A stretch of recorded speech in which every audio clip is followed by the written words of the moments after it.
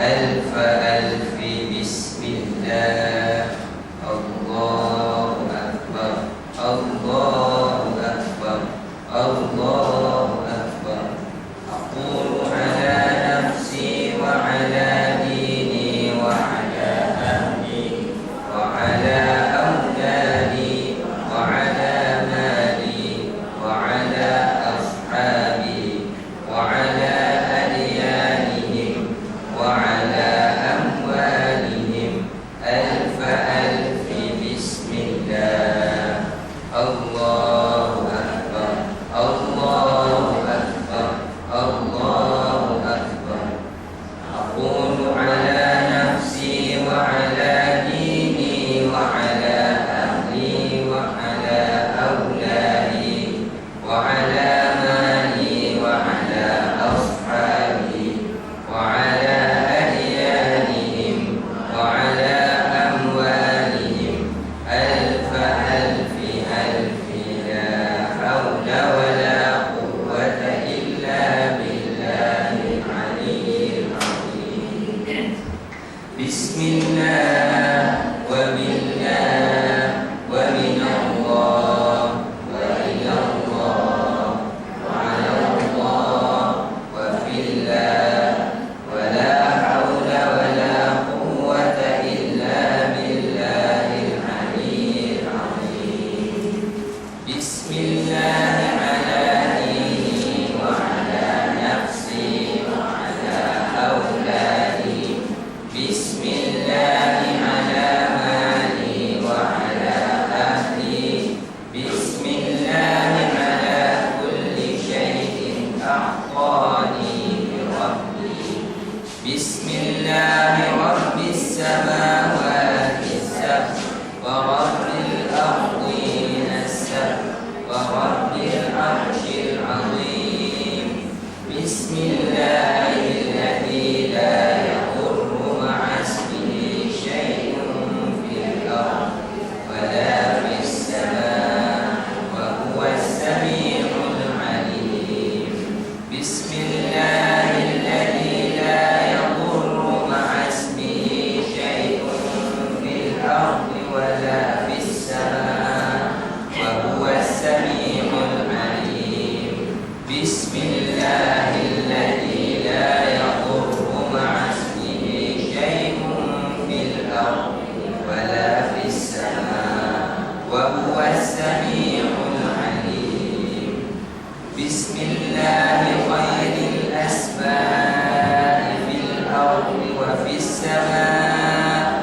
بسم الله أفتتح وبه أختتم الله الله الله الله ربي لا أشرك به شيئا الله الله الله الله ربي لا إله إلا الله الله أعز وأجل وأكبر مما أخاف وأحذر الله أعز وأجل وأكبر مما أخاف وأحذر الله أعز وأجل وأكبر مما أخاف وأحذر بك اللهم أعوذ من شر ما خلق ربي وذرأ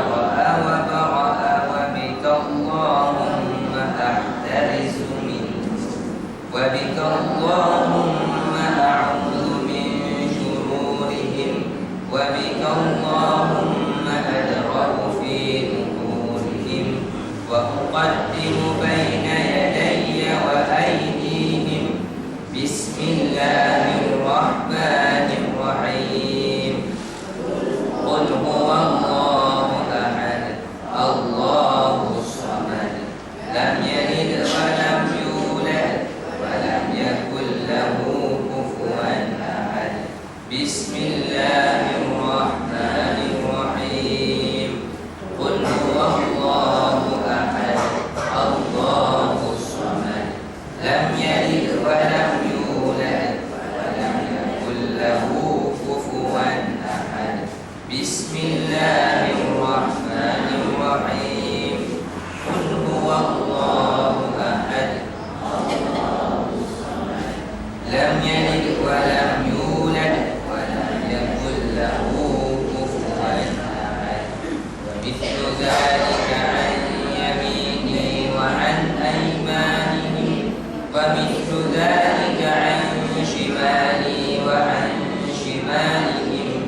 ومثل ذلك من أمامي ومن أمامهم ومثل ذلك من خلفي ومن خلفهم ومثل ذلك من فوقي ومن فوقهم ومثل ذلك من تحتي ومن تحتهم ومثل ذلك محيط بي وبهم اللهم إني أسألك لي ولهم من خيرك بخيرك الذي لا يملكه غيرك اللهم اجعلني وإياهم في عبادك وعيالك وجوارك وأمانتك وحزبك وكنفك من كل شيطان وسلطان وإنس وجان وباغ وحاسد وسبع وحية وعقرب ومن كل دابة أنت آخذ بناصيتها إن ربي على صراط حسبي الرب من المغلوبين حسبي الخالق من المخلوقين حسبي الرازق من المرزوقين حسبي الساتر من المستورين حسبي الناصر من المنصورين حسبي القاهر من المقهورين حسبي الذي هو حسبي حسبي من لم يزل حسبي حسبي الله ونعم الوكيل حسبي الله من جميع خلقه إن وليي الله الذي نزل الكتاب وهو يتولى الصالحين وإذا قرأت القرآن جعلنا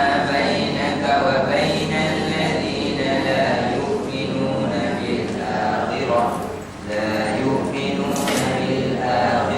حجابا مستورا وجعلنا على قلوبهم أكنة أن يفقهوه وفي آذانهم وقرا وإذا ذكرت ربك في القرآن وحده ولوا على أدبارهم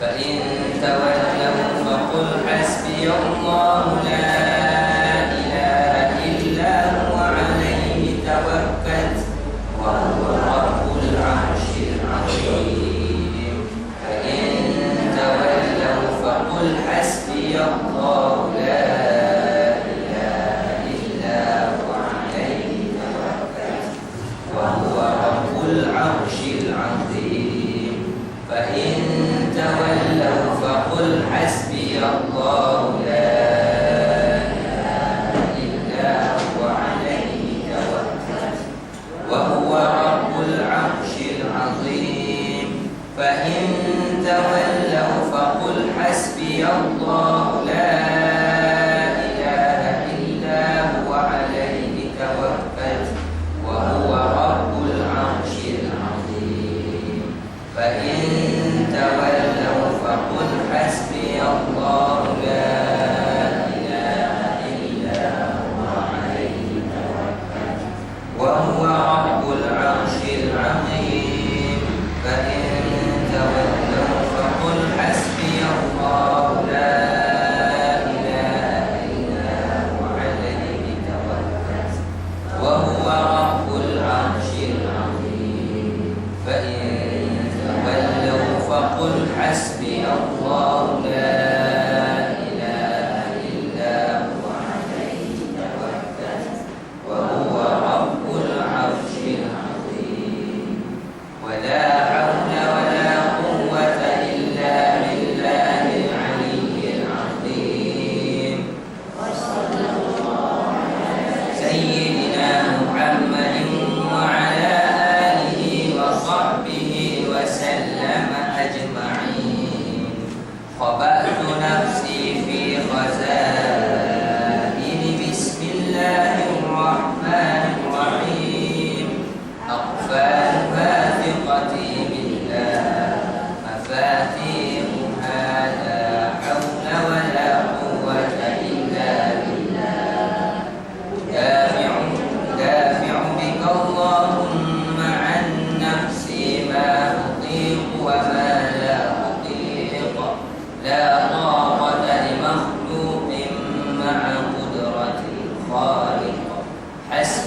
الله ونعم الوكيل.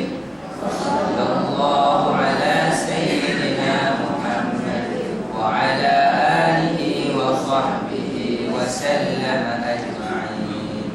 وصلى الله على سيدنا محمد وعلى آله وصحبه وسلم أجمعين. وصلى الله على سيدنا محمد وعلى آله وصحبه وسلم أجمعين. الفاتحة.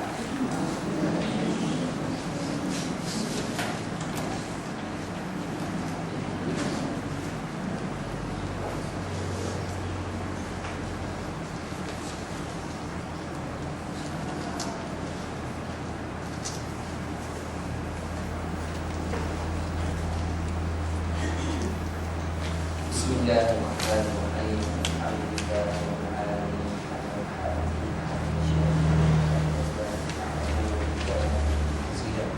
Ya Rabbana lakal hamdu kama yanbaghi li jalali wajhika wa 'azimi sultanik.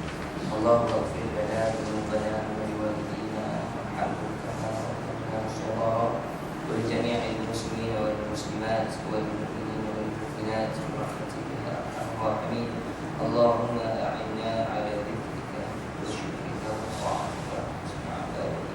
ربنا عليك توكلنا وإليك أنبنا وإليك المصير.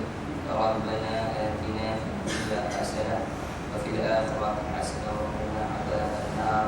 وصلى الله على سيدنا محمد وعلى آله وصحبه وسلم. الحمد لله.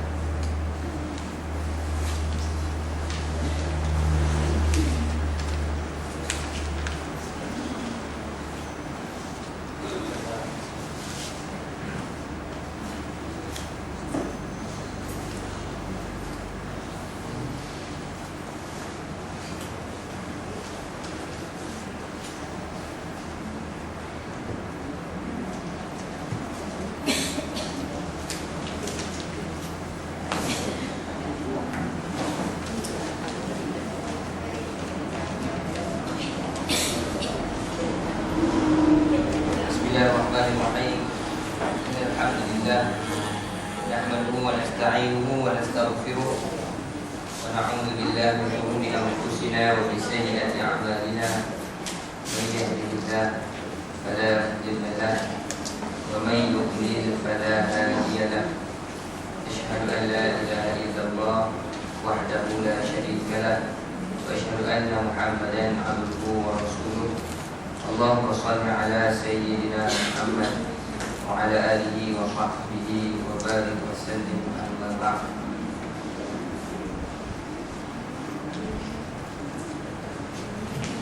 Alhamdulillah, syukur kepada Allah Subhanahu wa taala. Pada pagi ini kita dapat bertemu sekali lagi dan kita pada hari ini dalam pengajian kitab Indahnya Hidup Bersyariat. Dan hari ini insyaAllah kita akan bincang satu lagi tajuk. Setelah kita bincangkan pada bulan yang lalu pada bab taubat, bulan ini kita masuk tajuk baru, itulah pada bab takut akan Allah Subhanahu wa ta'ala. Takut akan Allah Subhanahu wa ta'ala. Surat 52 Surat 52 insyaAllah 50 maaf Surat 50.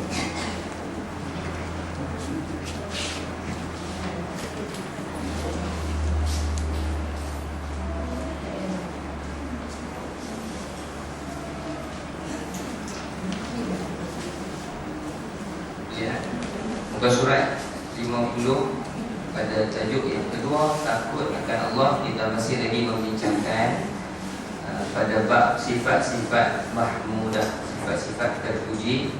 Iaitulah yang kedua, takut akan Allah Subhanahu wa ta'ala.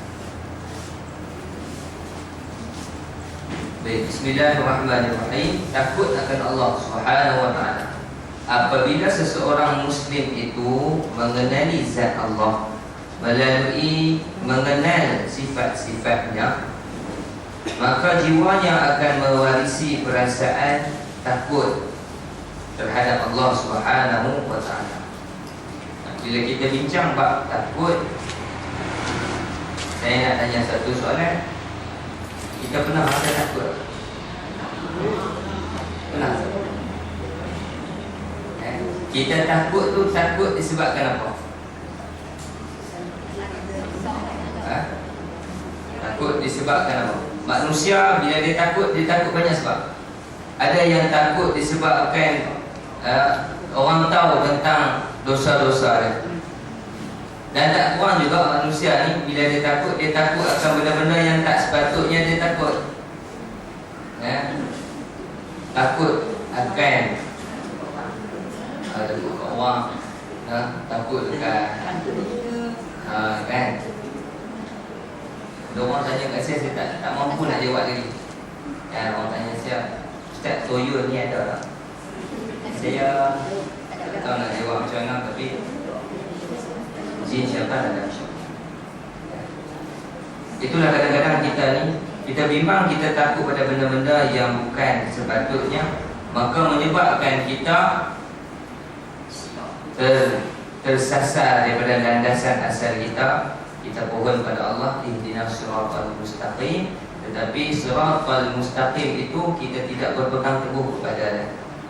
Setelah Allah Ta'ala berikan hidayah kepada kita, kita ada syahadah, kita telah kembali pada Allah Subhanahu Wa Ta'ala. Macam bulan lalu kita bincang, kita ni orang yang telah pun bertaubat kepada Allah.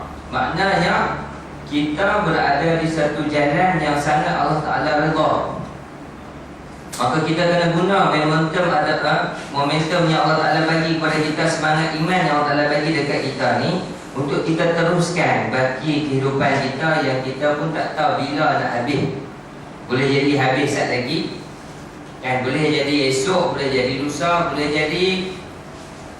Yang paling penting ianya semakin hampir, semakin hampir. Sebab itu para ulama menggariskan panduan, macam mana kita ni bila kita kata al-khawfu ilallah, takut kepada Allah ni sepatutnya nak rasa macam mana. Maka saya nak mulakan perbincangan kita dengan saya memetik daripada kata-kata yang diungkapkan dalam kitab Syarah Ibnu Athaillah, Syarah Al-Hikam, yang dikarang oleh Syekh Ibnu Athaillah. Dalam bahasa Arab disebutkan, idza aradta an yaftaha laka babal raja. Tak ada dalam kitab tu, ada dalam kitab saya. Ini utama.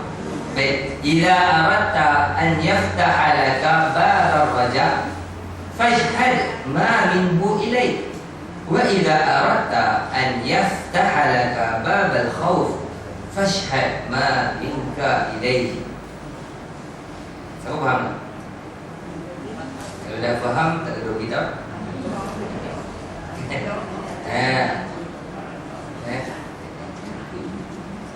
Dia macam teka-teki yang Ustaz Zulkifli Zainal ditanya dekat kita masa kita paksi bidang tu ni, tuntas lah.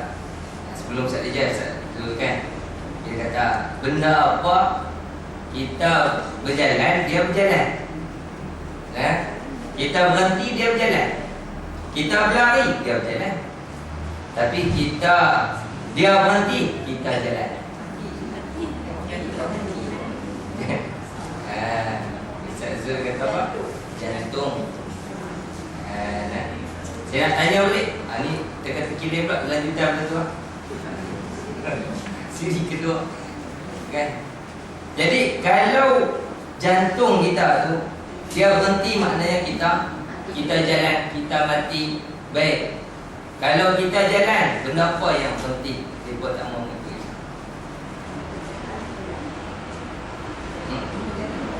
Kita jalan, kita mati, depa berhenti. Kita jalan, depa berhenti. Saya kata depa, maknanya ramai banyak. Tapi ini bukan teka-teki wapu lah. memang panduan hadis lah kan.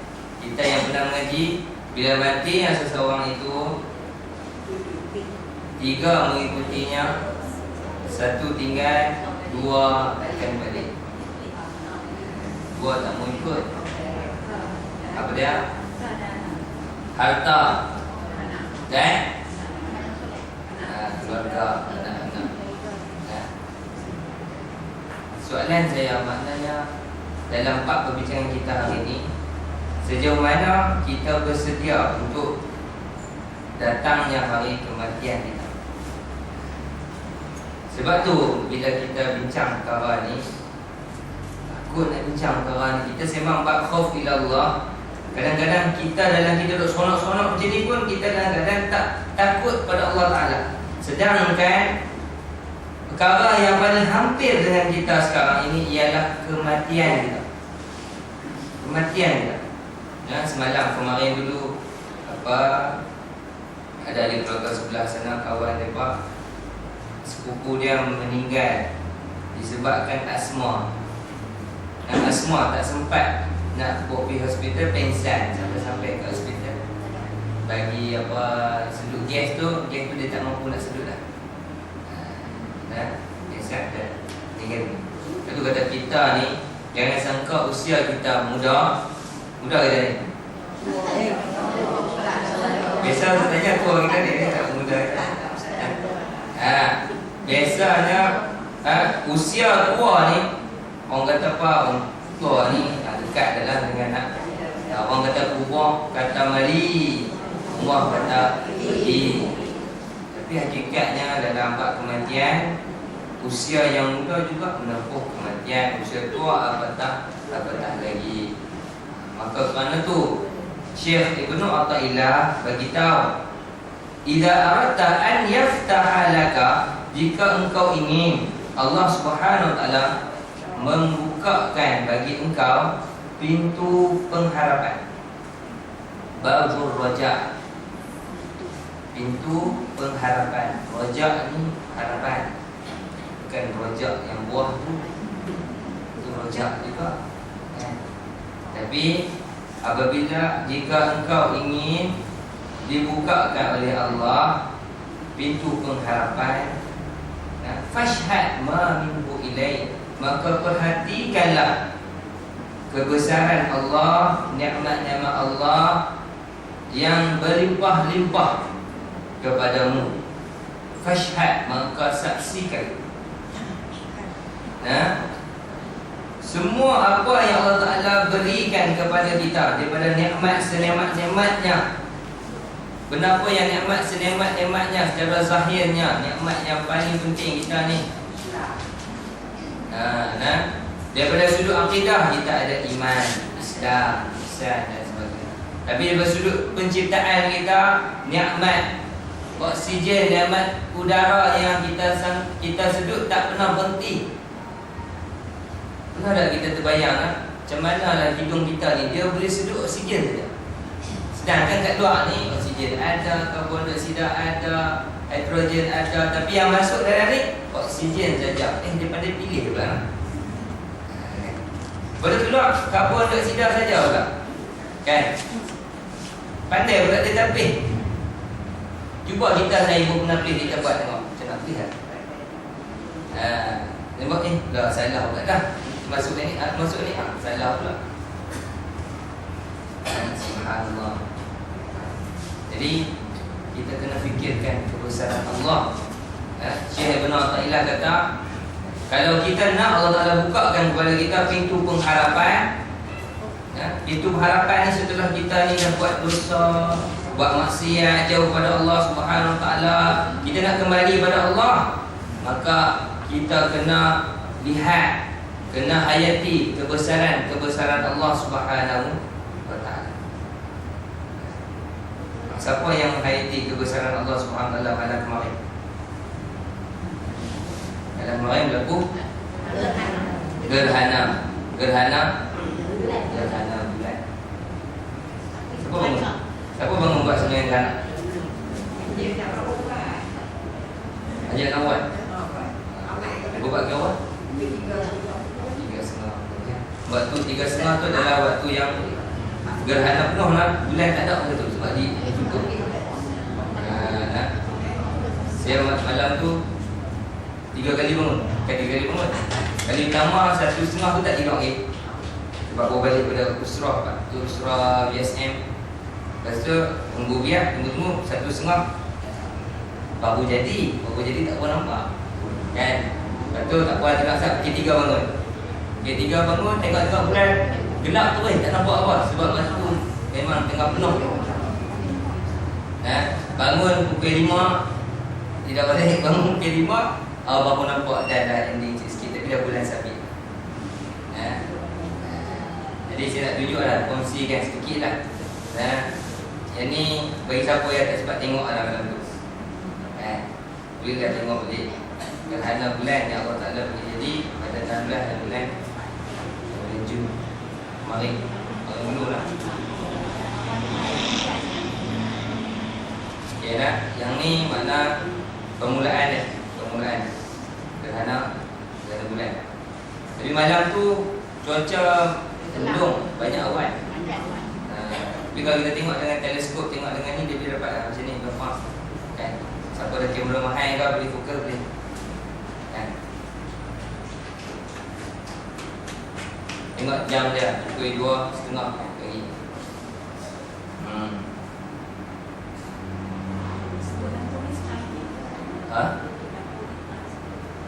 Betul dah pun lah. Cik kan?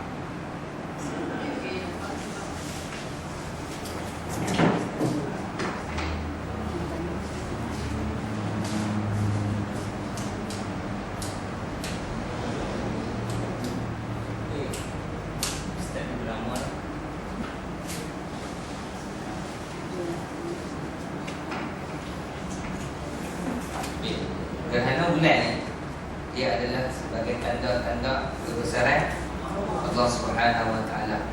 Tanda-tanda kebesaran Allah Subhanahu Wa Taala yang mana juga merupakan tanda bahawasanya kiamat ni dah makin habis.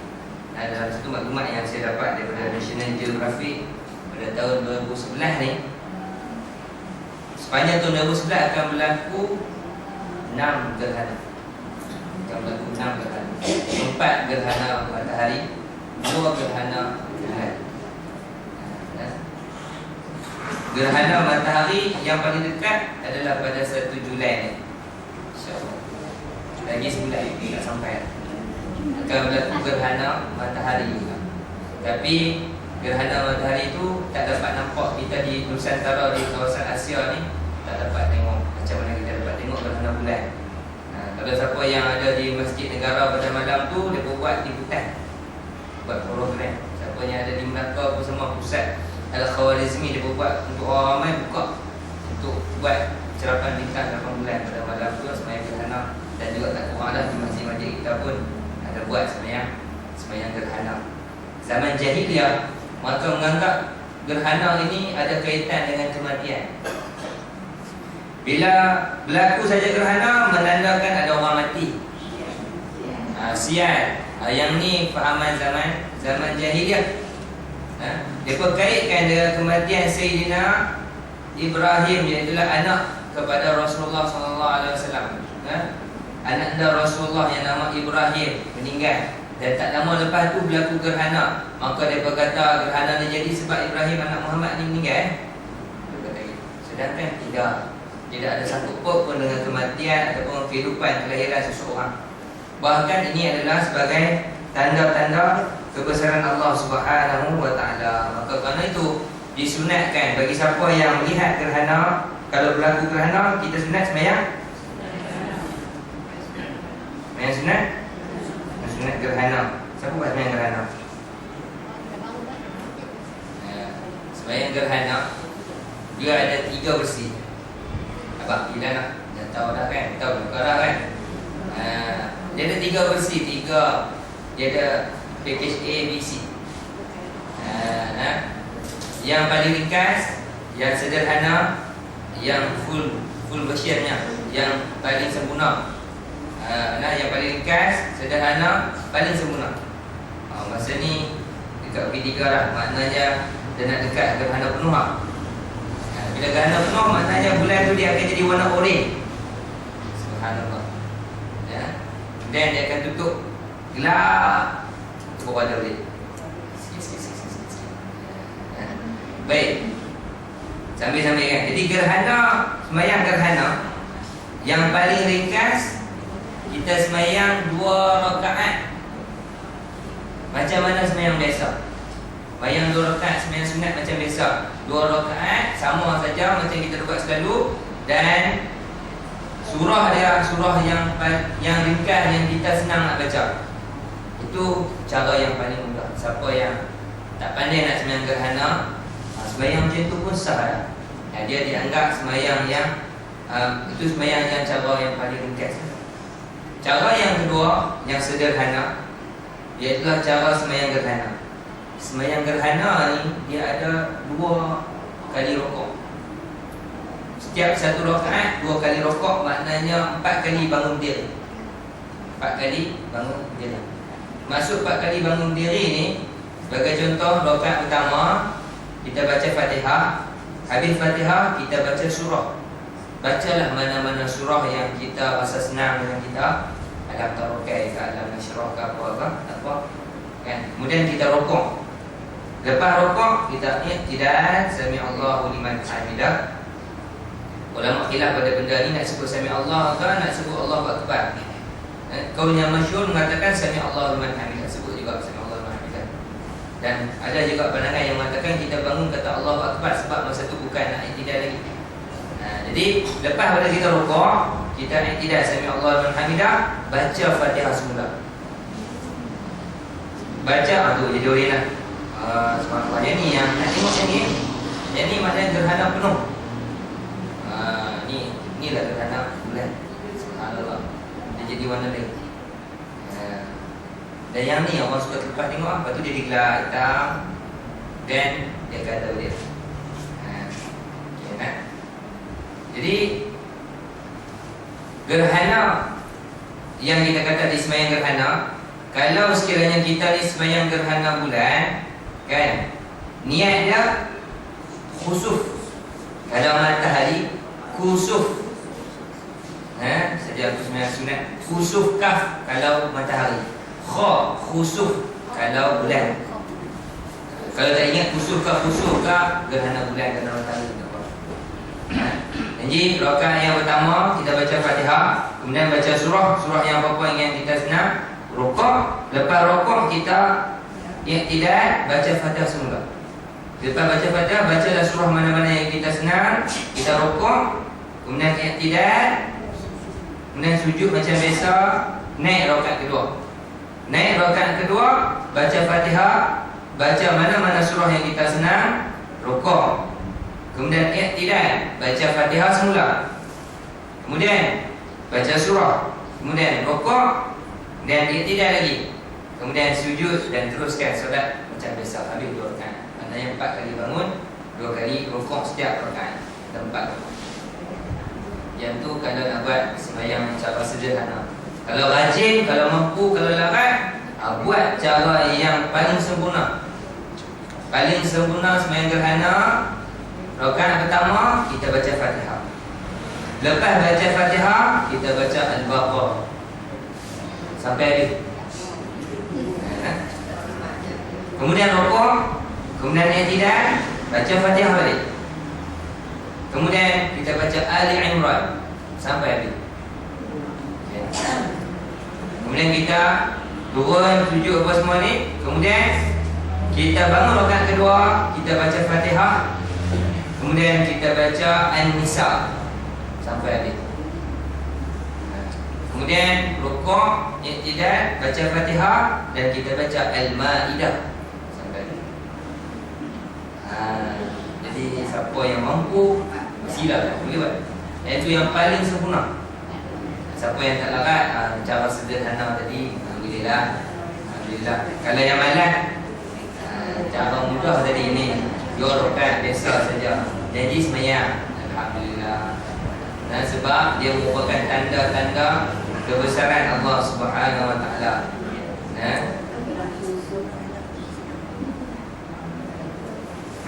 Baik. Jadi yang saya kata tadi, 4 gerhana akan berlaku dalam tempoh 2011 ni. Ada 6 gerhana, 4 gerhana matahari, 2 gerhana bulan. Terus ada tak?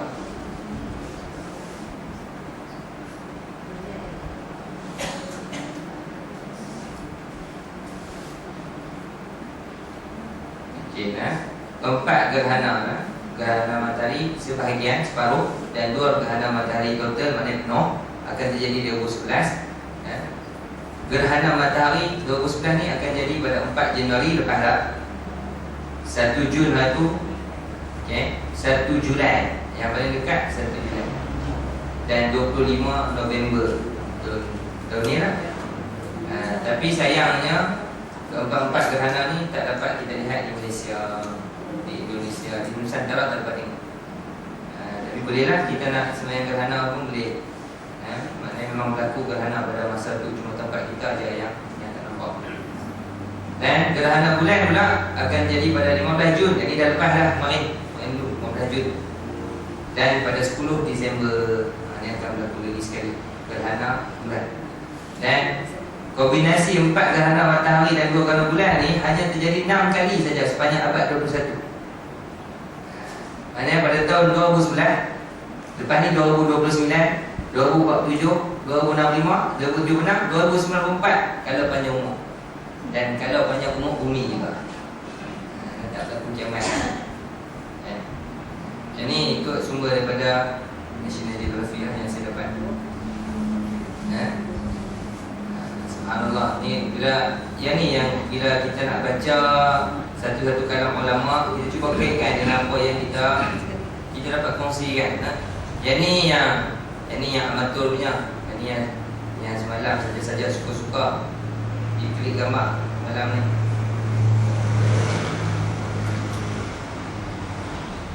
Ni gambar bulan waktu malam semalam.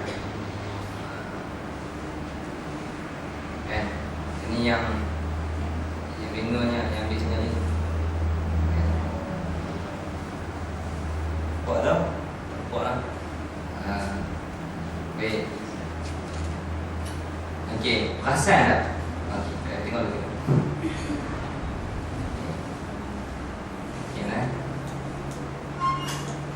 Okey ni perasan tak? Dia punya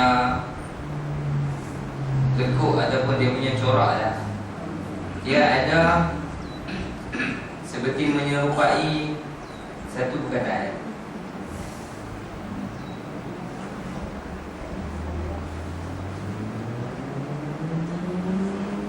Sebab saya baru ni saya baca dalam kitab Furuq Masail yang dikarang oleh Syekh Daud Fatani, kan? Dia sebut di sini, ini ikut istihad ulama ni. Dikatakan dalam ni, ketika mana Sayyidina Ali karamullah wajhah ditanyakan,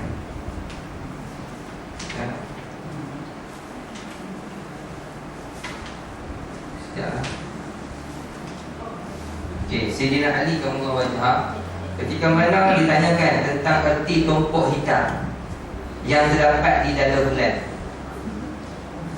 maka Sayyidina Ali menjawab, ia kesan sapu sayap malaikat Jibril.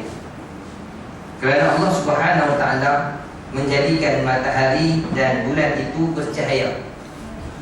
Lalu Allah Subhanahu Wa Taala memerintahkan malaikat Jibril alaihissalam supaya menyapu bulan dengan sayapnya.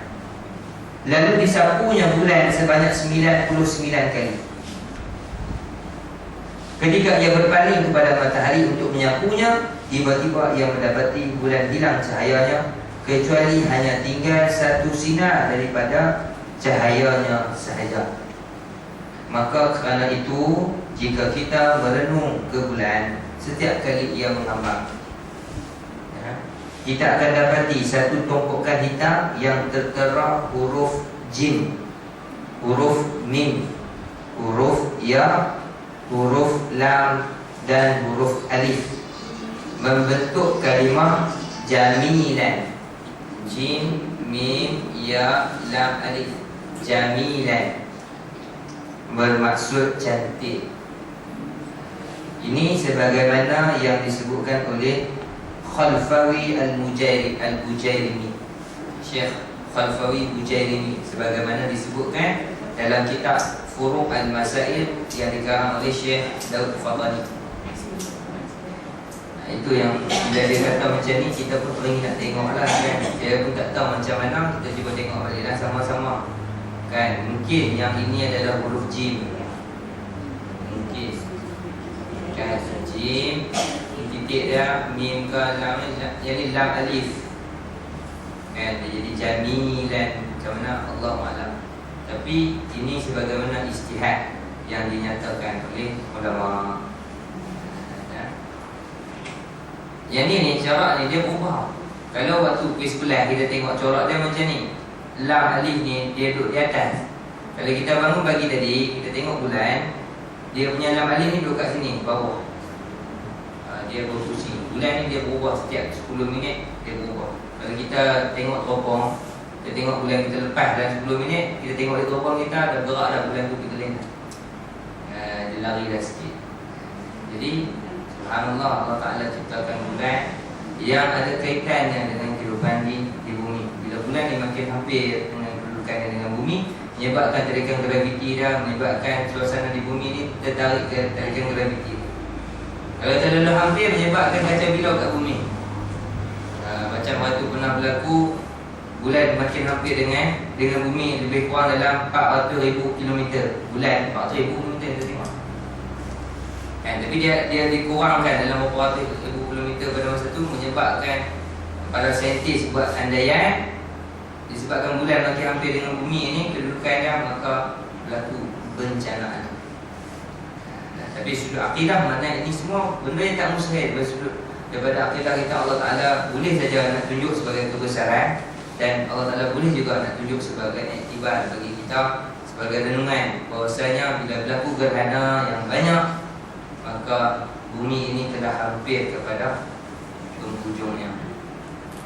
Telah hampir kepada penghujungnya, makin hari makin nak kiamat. Baik. Jadi kita tengok balik apa yang saya kata tadi, sebagaimana yang disebutkan oleh Syekh Ibnu Athaillah tadi, ya. Syekh Ibnu Athaillah kata, jika apabila engkau ingin dibukakan oleh Allah pintu harapan, maka perhatikan kebesaran, yakni nikmat Allah. Allah punya kepada kita. Bila kita sedar kita ni ada banyak nikmat, maka kita teringin nak ucap terima kasih kepada Allah. Kita teringin nak mensyukuri segala nikmat Allah. Kita rasa macam kita ni terhutang budi, tapi cara kita ni nak bersyukur kepada Allah bukan dengan cara masukkan wang duit, wang ringgit ke apakah, tapi dengan cara kita ni mentaati Allah dan menjauhi segala larangan. Maka Syekh Ibn Athaillah kata lagi, idza aradta an yaftaha laka babal khauf, jadi kalaulah kamu ni nak Allah Ta'ala bukakan bagi kamu pintu ketakutan, babul khauf, pintu ketakutan, maknanya pintu ketakwaan, pintu ketakutan kepada Allah, maka perhatikan amal perbuatan kamu terhadap Allah. Saya ulang balik, apabila kamu inginkan dibukakan bagi kamu pintu ketakutan, babal khauf, pintu ketakutan, maka perhatikanlah amal perbuatan kamu terhadap Allah.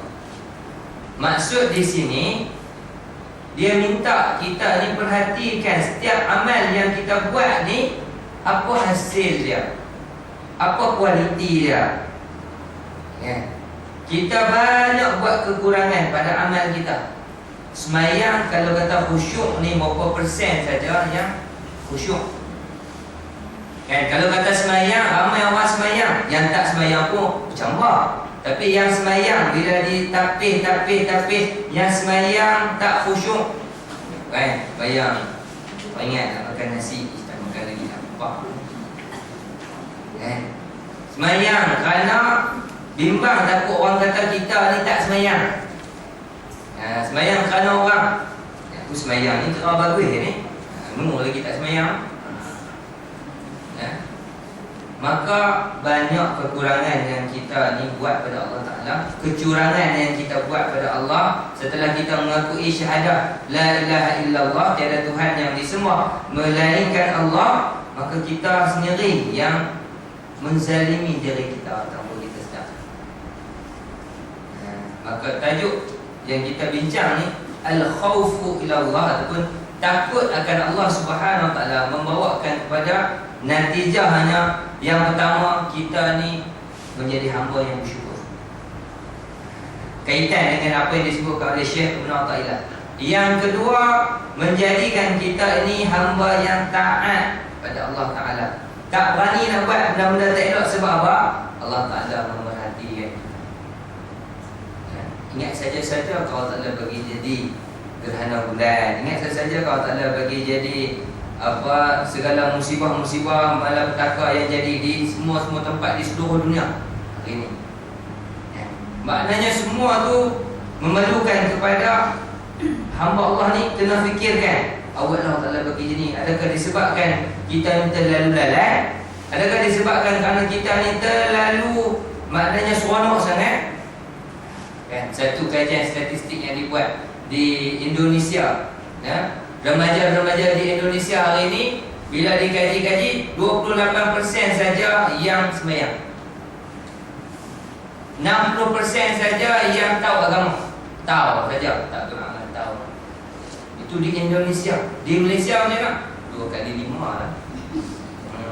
Di Indonesia paling kurang mereka ada title juga orang Islam paling ramai. Tapi kita Islam tak terlalu ramai. Tapi tak terlalu ramai ni, ramai yang tak tahu Islam. Kita ditutup dengan segala apa benda-benda yang menjauhkan kita daripada agama Allah. Daripada kecil-kecil anak-anak diajaklah dengan lagu, dengan artis, dengan hiburan dan sebagainya. Sampai ke besar orang tua-tua pun duk minat lagi karaoke, duk minat lagi macam-macam.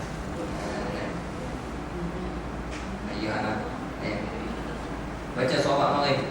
Baca sobat marid. Itu sobat marid lah. Sobat marid ada Cosmo di Chicago. Ada seorang pakcik umur 53 tahun merogol nenek umur 77 tahun. Tapi bukan Islam lah, orang kafir, orang yang bukan Islam. Tahu tak? Umur 53 tahun dirogol nenek umur 77 tahun. Tu tak buat lagi, nyari show dia. Rogol, kemudian mati masa rogol. Kan? Perogol tu mati. Jatuh tergolek. Kan? Nenek ni ingatkan kau ni pensan, kau punya mati sebab ada bau arak dekat mulut dia. Bila dia buat orang tua bedah siasat apa semua ni, kawan ni mati disebabkan letih kayu basikal. Dia kayu basikal lebih kurang 3.21 km, 3 km lebih. Kayu basikal sebab apa? Nak main rogol pakcik. Ini masalah dah. Letih kayu basikal pergi rogol orang mati. Tak padan dengan umur, tak padan dengan cerita kita dengar. Tapi disebabkan dia mati dalam bukan Islam, maknanya siap lah. Kalau orang Islam lagi lah, siap lah. Dia punya azab yang akan ditimpakan kepada